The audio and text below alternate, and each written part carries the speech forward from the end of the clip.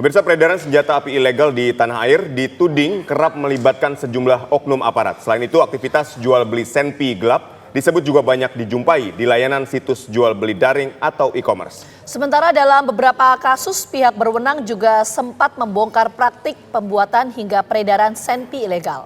Lantas seperti apa gambaran senpi-senpi itu diperdagangkan? Selengkapnya dalam Benang Merah, sirkulasi senpi membidik pembeli.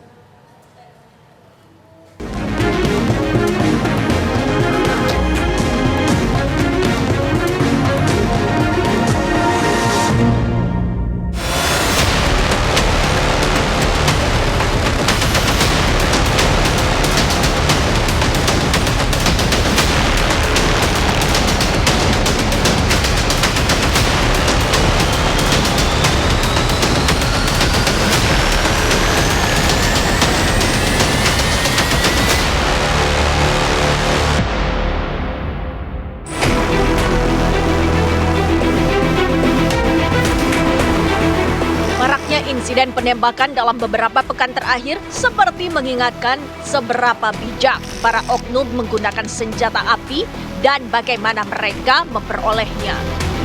Bagi oknum aparat penegak hukum, menyandang senjata api adalah perkara lumrah. Tapi itu bukan untuk gagah-gagahan. Penggunaannya harus taat aturan. Di sisi lain, aturan berbeda perihal kepemilikan senjata api diterapkan terhadap masyarakat sipil. Sama-sama ketat. Yang bersangkutan pun harus punya tujuan jelas untuk apa memiliki senjata api. Sadar akan ketatnya aturan, sejumlah oknum memilih jalan memutar lewat jalur belakang. Tentu saja tak resmi. Ya, senpi ilegal itu ada dua ya. Senpi hasil produksi pabrikan yang masuk di pasar Indonesia, di masyarakat. Terus kemudian ada senpi ilegal hasil rakitan home industry seperti itu. Terkait dengan senpi ilegal yang hasil pabrikan ini seharusnya biasanya datang dari pabrikan-pabrikan luar ya, dengan merek-merek tertentu seperti itu.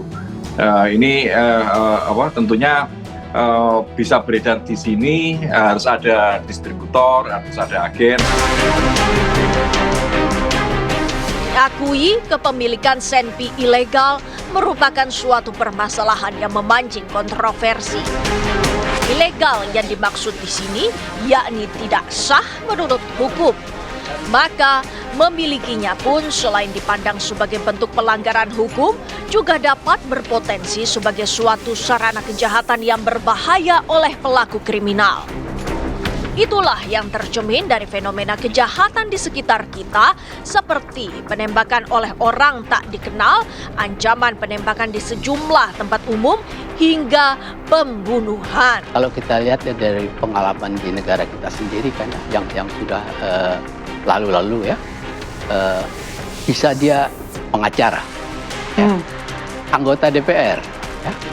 Dulu kan setelah reformasi ada polemik ya bahwa anggota DPR ini minta dipersenjatai. Nah ya itulah ya. Juga untuk gagah-gagahan ya, artis-artis ya dulu banyak yang punya senjata ya, hobi menembak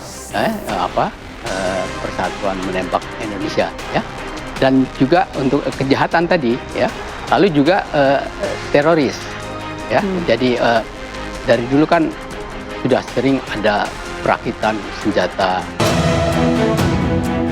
Pada medio Agustus 2023 silam, aparat penegak hukum sempat melakukan penggerebekan sebuah rumah yang dijadikan pabrik senjata api ilegal di Sumedang, Jawa Barat. Dalam penggerebekan itu, polisi menyita ratusan butir peluru.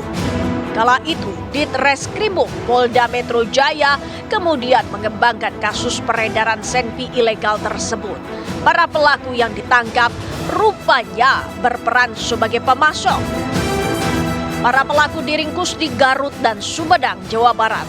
Penangkapan pemasok ini bermula ketika polisi menciduk pelaku berinisial R. Pelaku R merupakan residivis yang pernah terlibat perdagangan senpi ilegal. Pengembangan lebih lanjut, polisi kemudian meringkus 2 pelaku di tempat terpisah di Jawa Barat. 1 pelaku berinisial ANR ditangkap di Garut dan pelaku lain berinisial TRR dicokok di Sumedang. Sulit ya untuk memberantas secara tuntas terkait dengan senpi ini. Tetapi upaya untuk menekan peredaran itu harus tetap dilakukan dengan melakukan rahasia-rahasia distributor atau toko yang biasanya melakukan jual beli senjata. Sebelumnya, Polda Metro Jaya menangkap penjual senpi ilegal yang dijajakan secara online melalui e-commerce. Modus operandinya, mereka seakan-akan menjual produk airsoft gun, namun pada kenyataannya penjual juga menyediakan airgun dan senjata rakitan. Penjualan di pasar daring dilakukan agar pemasok dan pembeli tidak saling bertemu. Penjualannya pun dilakukan dengan sangat hati-hati. Pemasok disebut secara berkala mengganti nama pengguna di pasar online agar sulit diidentifikasi. Senpi ilegal, hasil rakitan itu bisa muncul di mana saja gitu, bisa dibikin di mana saja gitu. Memang ada pusat tadi seperti di Cilincing misalnya seperti itu, di Sumedang. Tapi kan juga pengrajin itu bisa membuat di lain tempat seperti itu. Dan yang lebih penting itu kuncinya di amunisi. Peluru itu yang lebih penting karena peluru itu pasti pabrikan, tidak mungkin pengrajinnya home industry membuat peluru itu tidak mungkin karena di situ kan ada amunisi, ada pemantik dan sebagainya seperti itu. Itu yang seharusnya lebih diperketat. Untuk maraknya penembakan oleh oknum aparat maupun sipil mendorong sejumlah pihak menginginkan adanya evaluasi penggunaan senjata api. Harapannya siapapun yang memiliki senpi secara resmi dituntut menaati aturan peruntukan